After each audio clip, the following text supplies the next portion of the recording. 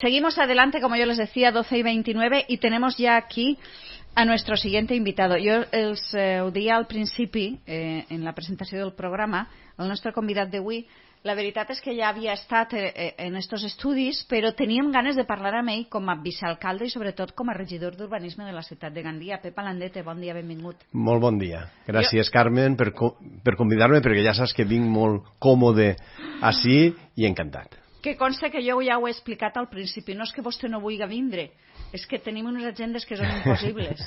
Però bueno, ara que ja hem trobat el huequet i que ja la tenim ahí clara, temes dels que volem parlar amb vostè. Són molts, no ens donarà temps a tots, així és que anem per feina.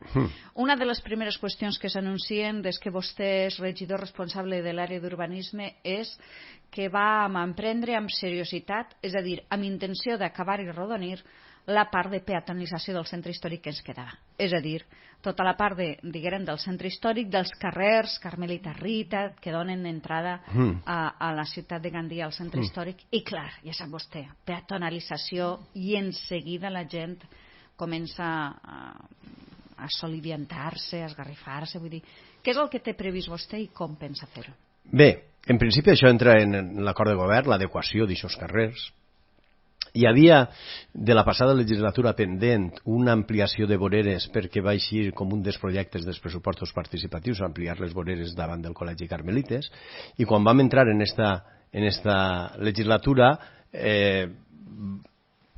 la intenció del Departament d'Urbanisme era combinar els dos projectes, òbviament, per a agilitzar i per a no tindre més costos i que es fera un projecte comú. La veritat és que aquests carrers estan pendents d'adequació, són els únics que queden pràcticament del centre històric d'adequar-se, i en aquest sentit anem a posar en marxa un procés participatiu. Un procés participatiu que té com a única premissa que qualsevol de les dues opcions, peatonalització total o semipeatonalització, siguen contemplades.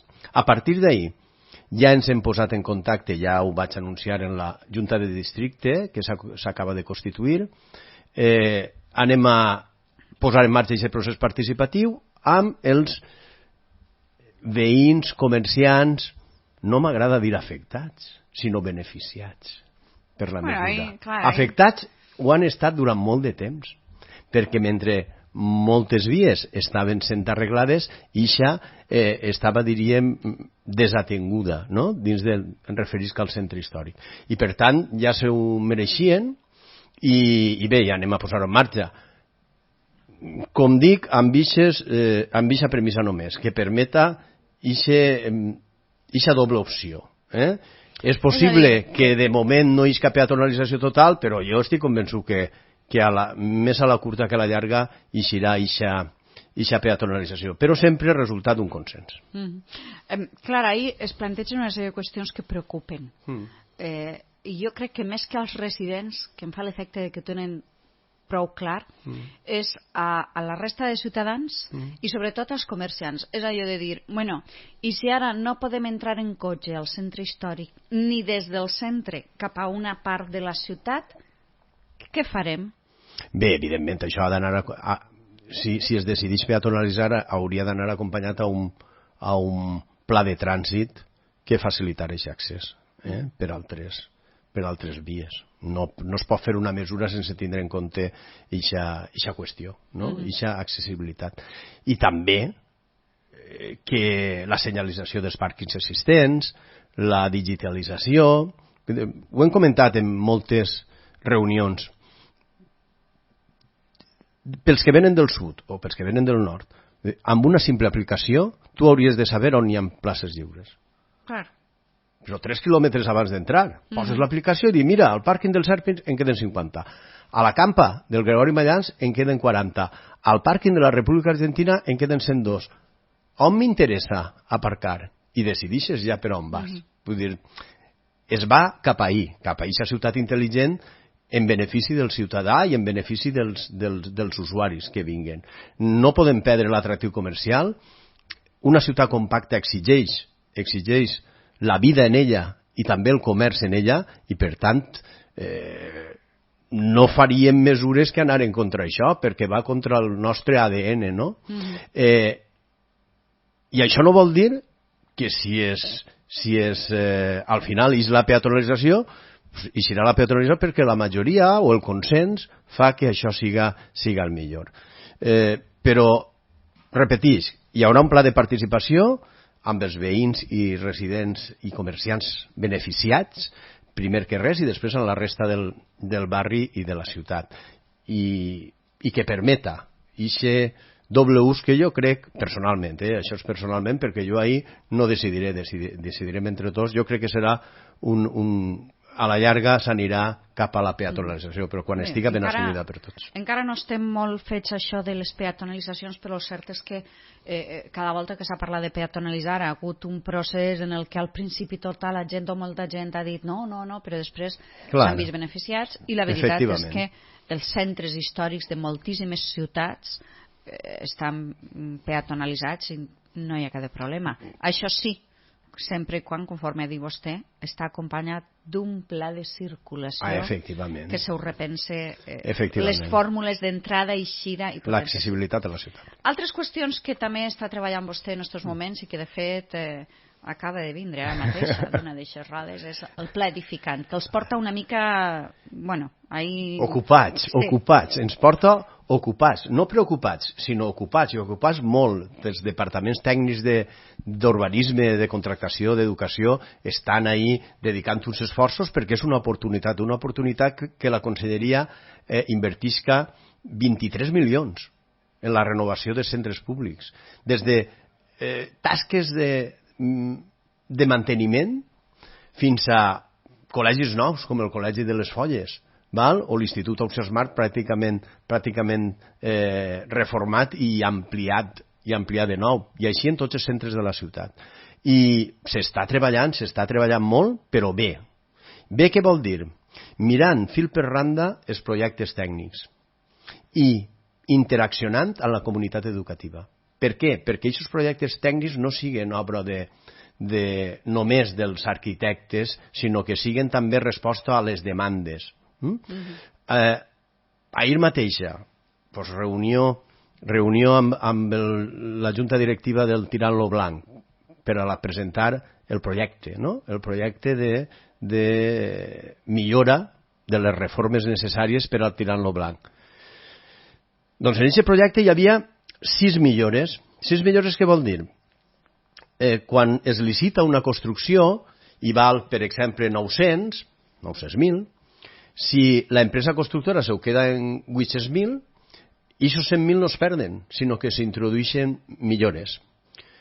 L'equip redactor tenia una ordenació de les millores i allí mateix es van reordenar. Per què? Perquè la junta directiva, la comunitat educativa, pensava que era millor. La millora que estava de 2 era millor que fora la principal, no?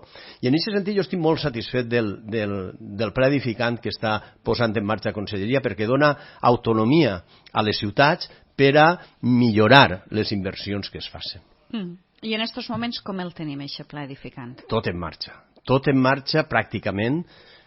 Ahir, només li dic esta setmana, la setmana passada, Enric Valor, presentació del projecte, que també, ho hem vingut a cantar nadalenques, els alumnes del Col·legi Enric Valor, i ha sigut un plaer, començar ja aquesta temporada amb la seva visita i molt emotiva, molt emotiva. I les professores, la junta directiva de l'Enric Valor, contentíssimes. Per què? Perquè s'augmenta la zona de menjador, s'augmenta la cuina, ha augmentat el nombre d'alumnes i ara, en compte de fer 2 torns, en faran un, amb el que suposa d'aprofitament de recursos humans a l'hora de dinar a les xiquetes i els xiquets que estan allí. I veus la cara de satisfacció i la veritat, jo com a ciutadà, com a ensenyant, com a persona, veig que s'està fent una tasca important. Ahir, el Tirant-lo Blanc que li acaba de dir. Avui hem visitat el solar on aniran les aules prefabricades de l'Ausiàs Marc. Ha vingut el director territorial i hem estat mirant les solucions per a fer això. Demà i després demà també tenim 2 reunions més, amb les Folles, amb el Beles Events. s'acaba de fer la contractació del Sant Francesc de Borja i del Roig de Corella per a redactar els projectes. Per tant, va tot avant. I pot anar tot avant? Sí, per una tasca molt bona dels nostres tècnics i també perquè són equips redactors diferents de cada projecte que se ho queda i, per tant, no es tapona res, es va a la marxeta i anirem implementant tot el planificant en aquesta legislatura, sens dubte. Més qüestions, i ara ja sigui més ràpidesa perquè ens queda molt poc de temps, però línies mestres que vol dur endavant, vull dir, ja hem parlat de la peatonalització, hem parlat de l'edificant que està ocupant-nos molt de treball, espai i temps estos dies, però a banda d'això, des del seu departament, mirant cap a un futur més immediat que no a llarg termini, línies mestres. N'hi ha moltes. Una, acabar amb els polígons i espais que n'hi ha pendents. Això també mitjançant pacte de govern. Sí, això està. Està en el pacte de govern i Sancho Llop, la subestació elèctrica està ja en marxa. El pla d'equipaments, que el mes que ve eixirà ja la nova informació pública, i les urbanitzacions de Marxuquera i Marenys, que estan encara pendents d'acabar. És molt complicat tot, perquè no es tracta de dir, faces això, sinó moltes voltes calen infraestructures, cal parlar en Iberdrola, ahir estàvem parlant, tornarem a parlar, cal parlar en conselleries, i bé, després, fer el màxim de recorreguts fluvials. És important que el riu, el barranc de Sant Nicolau, tinguin aquests passejos fluvials al llarg de la seva ribera per a posar en valor. És un atractiu mediambientalment important i també turístic i de benestar. I bé, i també utilitzar el Pla Municipal del Sòl per a fer habitatges de lloguer, cooperatives, que tot el món pugui tindre accés a una vivenda digna, també formaria part de les nostres mesures principals, entre moltes altres, que és gestionar la ciutat. Parla vostè de vivenda social o parla més bé d'un banc de vivenda municipal per a llogar, per a vendre, sense necessitat de que siga de benestar social? Sí, n'hi hauria de tot tipus, i n'hi ha ja projectes de cooperatives, n'hi ha projectes de lloguer social, n'hi ha projectes de vivendes de lloguer municipal, com les de Simancas, vull dir, n'hi ha molts projectes. Allò de facilitar, per exemple, l'accés a la vivenda als joves. Als joves, per exemple, és que és una qüestió fonamental.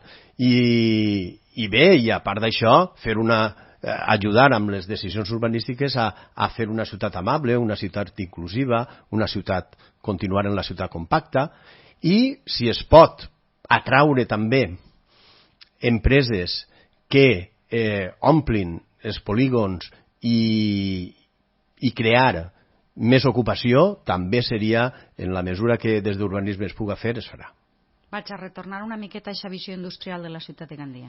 Equilibri econòmic. Comerç, indústria, turisme, agricultura, en la mesura que es puga, però ja sabem com està el tema, però també ens cal aquest equilibri econòmic perquè així es viuria millor. Pepa Landet, ha estat un plaer que estigui avui amb nosaltres. Ens queden un fum de temes, així és que tindrà que tornar pronte. Quan vostè vulgui i quan l'agenda li ho permeta. Exacte, les agendes. No deixarem passar molt de temps. Moltes gràcies. Gràcies, Carmen, gràcies als oients. Y ustedes no se marchen, que seguimos con más temas.